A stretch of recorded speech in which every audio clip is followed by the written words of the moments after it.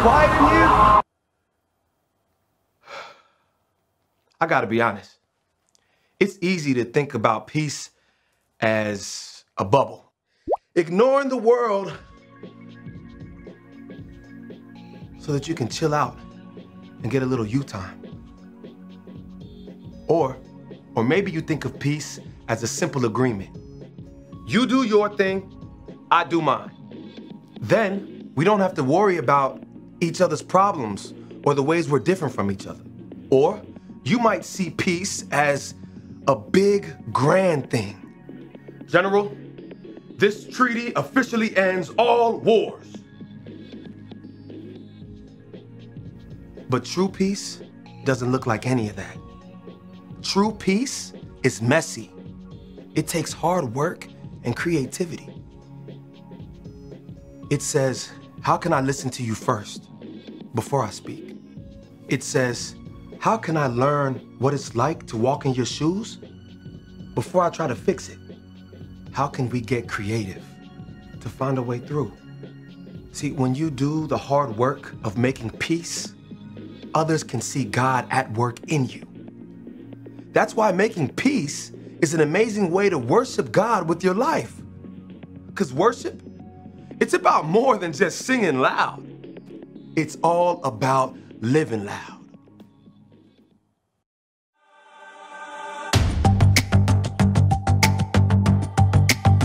You're my courage, I don't have to be afraid.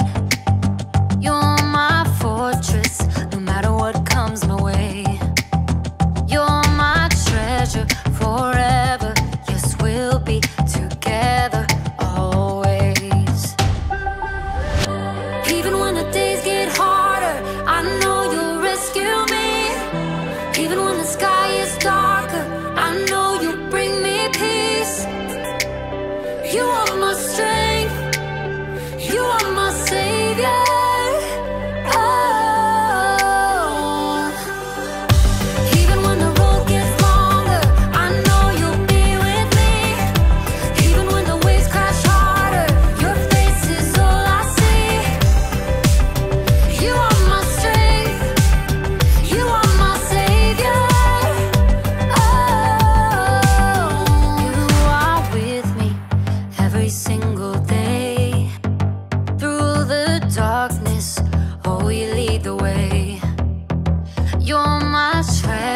Forever, yes, we'll be together always.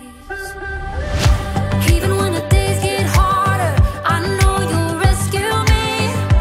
Even when the sky is darker, I know you'll bring me peace. You are my strength, you are my savior.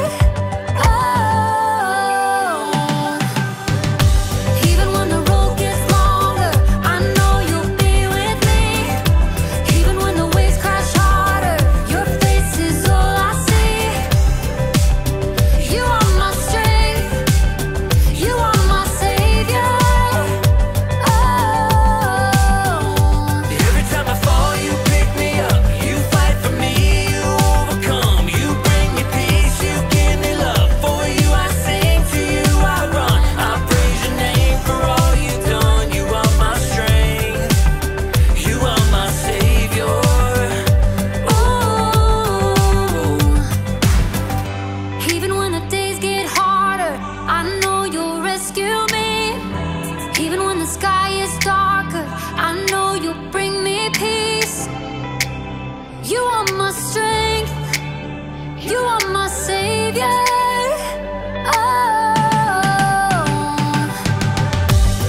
when the road gets longer,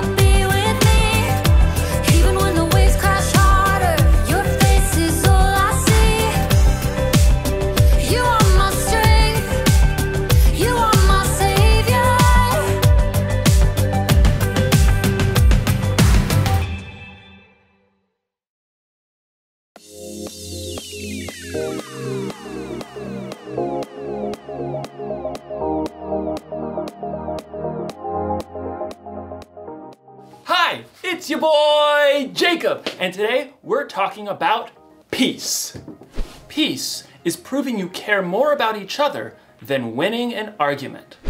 So, if you had an argument with someone and you feel like that relationship is broken, peace can help you rebuild that relationship. It's like building a bridge. Bridge, bridge, bridge. Bridge, bridge. You can build a bridge out of anything. Legos, popsicle sticks, spaghetti, and even trash. Sometimes we throw things away without thinking about how much we really need them. So I'm going to recycle this big, beautiful bin of garbage by building a bridge. Let's do this!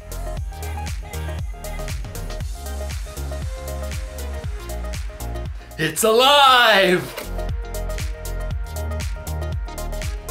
Now we just need some glue. Glue. Oh! Glue stick. That should work, right? Everything you build needs the right kind of glue to hold it all together. Without the right kind of glue, everything can kind of fall apart. Now, ladies and gentlemen, I present to you the Recycle Bridge!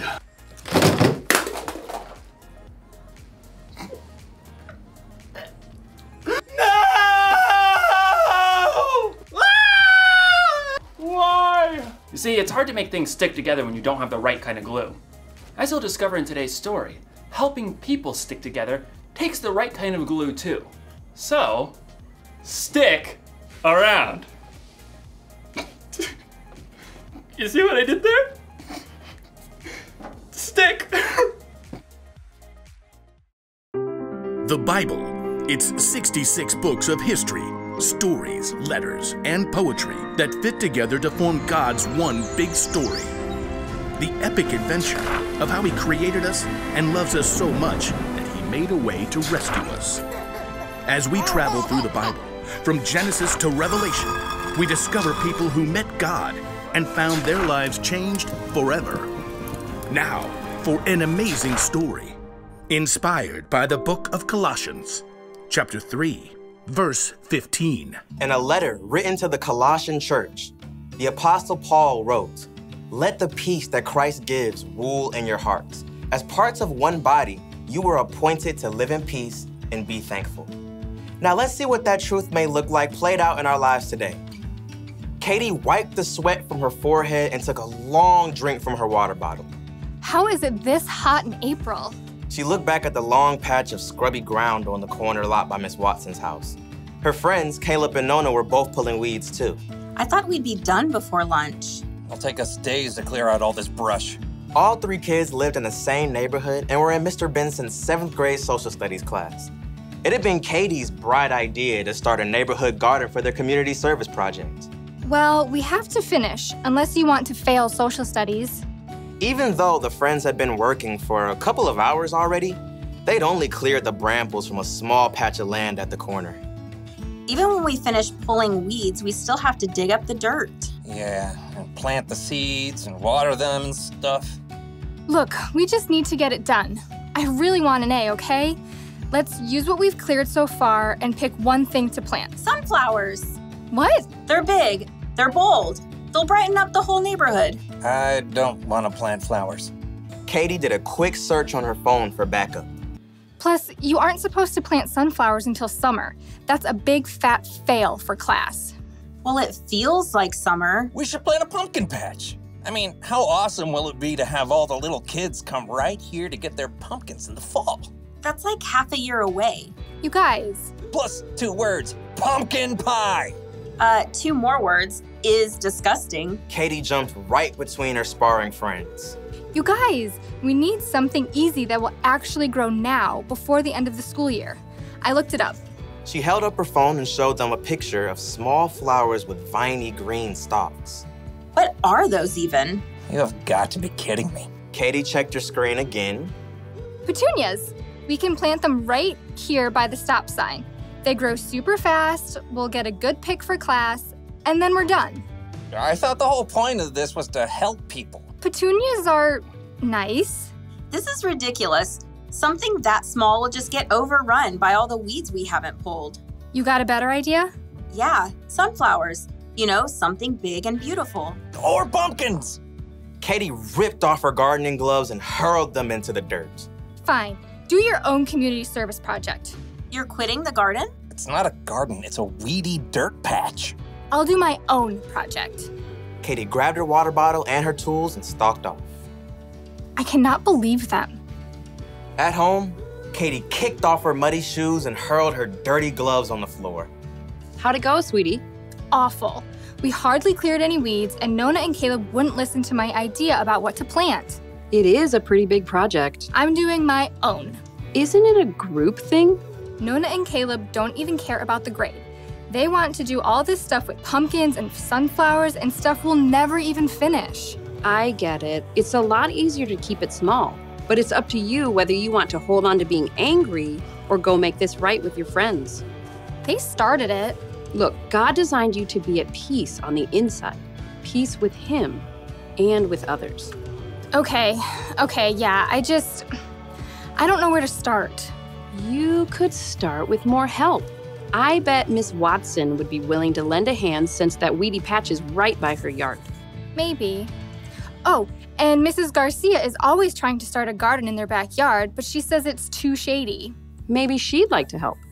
Katie nodded slowly. After lunch, she took a trip around the neighborhood and spotted Caleb shooting some hoops in his driveway. Then she dragged him across the street to knock on Nona's door. You realize I don't want to talk about this? I don't want to talk about this.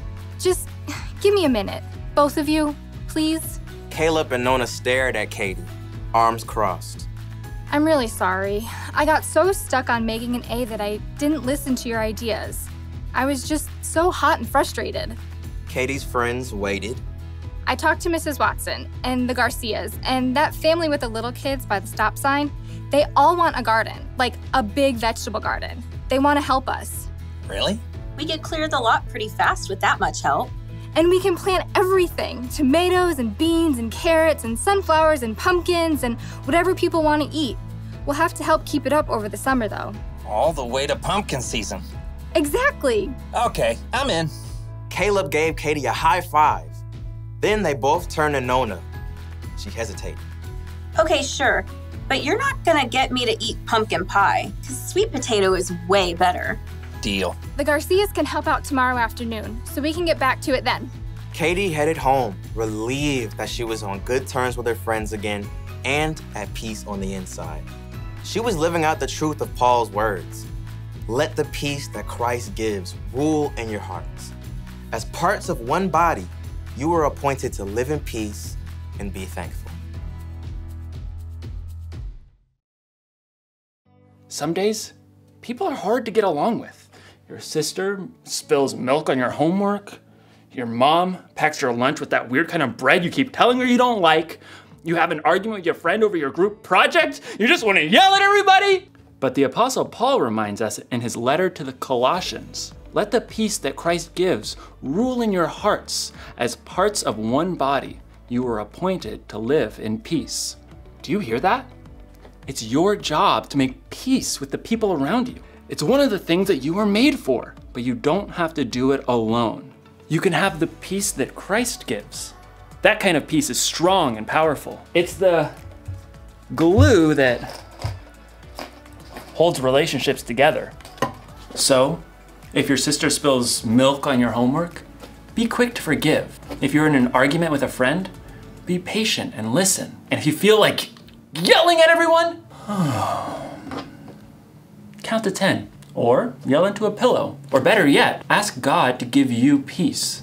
Don't throw away a relationship without thinking. Peace is more important than being right. Here's the one thing to remember today. We can make peace with others. Think about who you need to make peace with today. Ask someone you trust for ideas on how to take the first step. You'll probably need a little creativity, and you'll definitely need the right kind of glue. Super glue. This ought to do the trick. When you see me next, I'll have a bridge that will truly last. Well, I'll see you next time.